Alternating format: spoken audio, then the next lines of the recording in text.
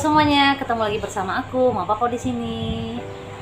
Teman-teman, di video kali ini aku mau cerita-cerita tentang kehamilan aku yang kedua dan gimana caranya aku bisa hamil anak yang kedua. Terus kehamilan aku ini dapatnya anak cowok, teman-teman. Oke, teman-teman, langsung aja aku akan cerita-cerita tentang pengalaman aku dan aku akan share ke teman-teman agar teman-teman bisa coba di rumah. Yang pengen punya anak kedua itu tuh bagus banget dicoba ya teman-teman, supaya supaya cepat hamil gitu teman-teman. Apalagi kan mengatur jarak itu kan disarankan ya minimal 2 tahun ya usia anak kita yang pertama dengan anak yang kedua, tapi terserah sedikasihnya Tuhan aja. Oke teman-teman, di sini aku akan cerita tentang cara gampang agar hamil teman-teman. Nah, disimak videonya, dan buat teman-teman yang baru pertama kali mampir di YouTube channel aku, jangan lupa bantu like dan subscribe YouTube channel aku supaya aku bisa tambah semangat bikin videonya. Oke teman-teman, tanpa berlama-lama aku akan cerita tentang cara-cara aku hamil yang kedua ini ya teman-teman. Jadi hamil yang kedua ini sebenarnya sudah kesepakatan aku dan suami ya teman-teman. Karena Pau itu usianya udah mau 2 tahun, jadi aku dan suami diskusi pengen punya anak lagi teman-teman. Nah, jadi teman-teman perlu kita tahu bahwasanya apa sih yang mempengaruhi agar wanita itu bisa cepat hamil ya teman-teman. Dan ini bukan hanya untuk anak yang kedua, tapi buat teman-teman yang pengen cepat punya anak, itu tuh bagus banget dicoba teman-teman. Karena aku udah coba sendiri dan ini sesuai dengan pengalaman aku teman-teman ya. Oke teman-teman, yang pertama teman-teman bisa berhubungan saat masa subur. Kenapa sih harus masa subur? Ya jelas ya teman-teman, jelas saat masa subur seorang wanita itu sangat mudah untuk terjadinya kehamilan. Karena saat sel telur keluar dari ovarium itu tuh dan bertemu dengan sel sperma, maka akan terjadi namanya pembuahan teman-teman, dan terjadinya kehamilan. Nah, gimana sih supaya kita tahu masa subur kita gitu teman-teman? Nah, sebenarnya lebih gampang itu kalau misalnya teman-teman yang haidnya teratur ya teman-teman ya. Jadi kalau misalnya haidnya nggak teratur agak sulit ya gitu teman-teman. Tapi kalau haidnya teratur itu lebih gampang teman-teman. Oke teman-teman, kita lanjut. Jadi kalau misalnya teman-teman haidnya teratur, itu tuh masa suburnya bisa dihitung dengan mudah atau dengan gampang teman-teman. Nah, haid pertama teman-teman, hari pertama haid terakhir teman-teman itu teman-teman hitung 14 hari ke depan teman-teman. Jadi 2 minggu sebelum haid berikutnya itu sudah adalah masa subur kita teman-teman. Nah, di situ kita disarankan untuk berhubungan. Nah, lebih bagusnya lagi kalau misalnya teman-teman berhubungan itu diselang-seling. Misalnya pada saat masa subur itu misalnya teman-teman haid literaturnya itu tanggal 30. Nah, biasanya kan tuh haidnya itu maju di bulan depannya itu 2 hari, prediksi seperti itu teman-teman ya. Nah, itu bisa teman-teman berhubungan 14 hari atau 2 minggu di haid yang berikutnya teman-teman, sebelum haid berikutnya. Jadi itu masa suburnya teman-teman. Teman-teman bisa berhubungan hari ini tetap berhubungan, besok jangan, besoknya boleh berhubungan, seperti itu teman-teman, diselang-seling. Karena aku juga begitu teman-teman, pas waktu masa subur aku berhubungan selang-seling ya gitu teman-teman ya. Nah, di situ tuh memperbesar peluang untuk hamil teman-teman. Nah, di situ aku berhubungan. Jadi 2 minggu sebelum haid kita yang akan datang itu kita harus sudah berhubungan teman-teman. Karena di situ peluang yang sangat besar untuk terjadinya kehamilan. Jadi kalau misalnya wanita itu berhubungan itu di saat masa subur, maka akan gampang sekali hamil ya teman-teman. Nah, itu disarankan, itulah makanya kenapa wanita itu disarankan untuk berhubungan di masa subur. Karena percuma kalau kita berhubungan tapi tidak di masa subur, karena sel telur itu tidak akan ada teman-teman. Nah, gitu teman-teman.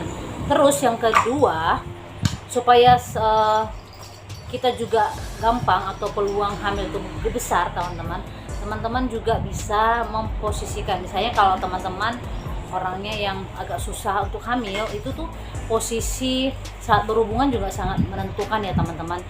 Nah, kalau misalnya teman-teman sudah berhubungan di masa subur tapi posisinya juga kurang tepat gitu teman-teman, itu juga dapat memperkecil peluang kehamilan. Karena waktu itu aku dan suami selalu memposisikan saat berhubungan. Jadi kalau misalnya setelah berhubungan itu jangan cepat-cepat dilepas ya teman-teman.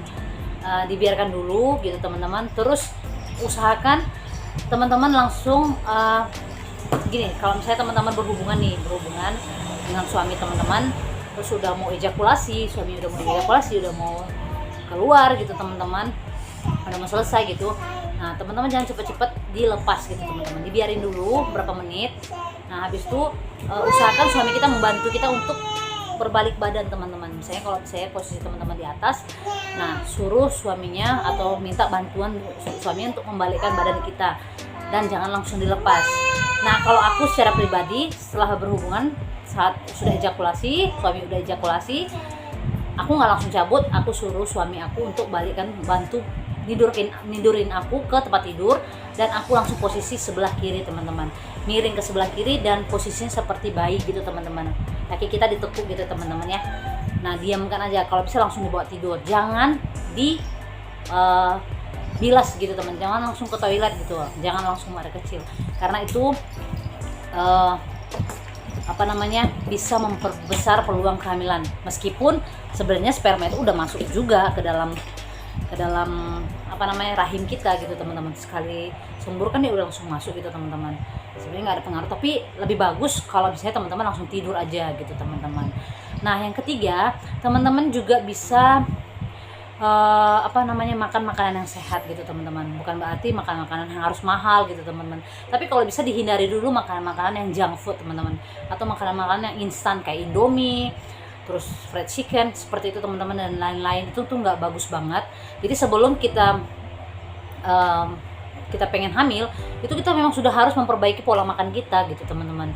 Nah itu yang saran yang ketiga dari aku, jadi menghindari makanan-makanan yang instan ya. Maaf ya teman-teman, jadi menghindari makan makanan instan supaya kita juga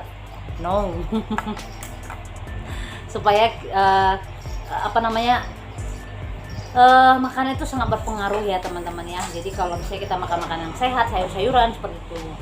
Dan aku pernah dengar orang ngomong, teman aku bilang bahwasanya kalau kita suaminya makan semangka dalam jumlah banyak, itu bisa memperbesar peluang kehamilan. Aku juga belum mempelajari, cuman waktu itu juga aku waktu sebelum waktu kami lagi diskusi pengen hamil tuh, memang Yogi itu makan semangka teman-teman gitu.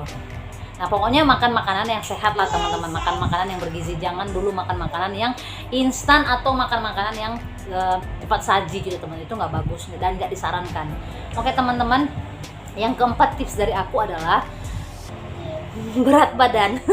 Jadi kalau teman-teman berat badannya agak besar atau melampaui indeks massa tubuh kita, itu tuh juga berpengaruh ya teman-teman. Karena waktu itu habis hamil melahirkan Papa, itu aku gendut teman-teman. Tapi karena aku rutin olahraga teman-teman, jadi aku misalnya setiap sore itu harus olahraga, dan keringat, racun-racun dalam tubuh itu keluar.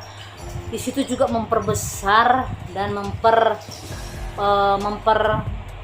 membuka peluang untuk hamil teman-teman. Jadi kalau kita ketika olahraga itu juga sangat bagus ya teman-teman. Jadi kalau misalnya berat badan kita nggak ideal, itu juga bisa berpengaruh pada kehamilan gitu teman-teman. Jadi usahakan berat badannya ideal teman-teman, atau kita sering olahraga, karena itu bagus banget dan itu sangat-sangat bantu ya teman-teman ya. Yang keempat tips dari aku, harus olahraga atau dikurangi berat badannya. Oke teman-teman, yang kelima tips dari aku yaitu adalah teman-teman jangan stres ya, jangan stres. Misalnya nih teman-teman udah berusaha bulan ini untuk program hamil, tapi bulan depannya aku haid gitu teman-teman, jangan langsung stres, tetap percaya, tetap yakini bahwasanya aku pasti akan hamil gitu teman-teman. Karena kalau kita udah stres duluan, itu hormon mempengaruhi ya Tuhan ya teman-teman ya. Oke teman, itu sangat mempengaruhi kehamilan gitu teman-teman. Teman-teman harus usahakan atau kontrol stresnya supaya gampang hamil, supaya cepat hamil. Karena juga aku dulu waktu mau program Papa ini, aku juga usahakan aku nggak stres ya teman-teman. Jadi memang setiap orang tuh punya masalah, punya hal-hal yang harus dipikirkan, tapi jangan terlalu berlebihan teman-teman, jangan terlalu berlebihan karena itu juga bisa mempengaruhi kita untuk sulit hamil gitu teman-teman. Nah, yang selanjutnya yang keenam, teman-teman bisa juga dengan tidur pola tidur yang teratur gitu teman-teman, jangan begadang, suami juga begitu. Nah, itu tips dari aku ya teman-temannya, supaya teman-teman bisa hamil dan juga bisa cepat segera hamil gitu teman-teman. Tapi buat teman-teman yang udah usia pernikahannya 1 tahun terus belum dikasih anak, saran dari aku untuk periksakan diri teman-teman ke dokter spesialis kandungan.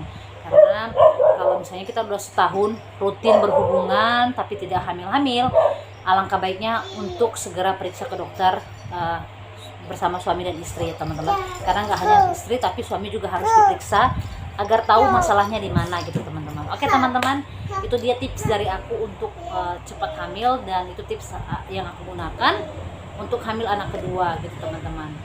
Oke teman-teman, aku berdoa buat teman-teman semuanya, semoga apa yang kalian harapkan, apa yang kalian nantikan cepat dan disegerakan oleh Tuhan.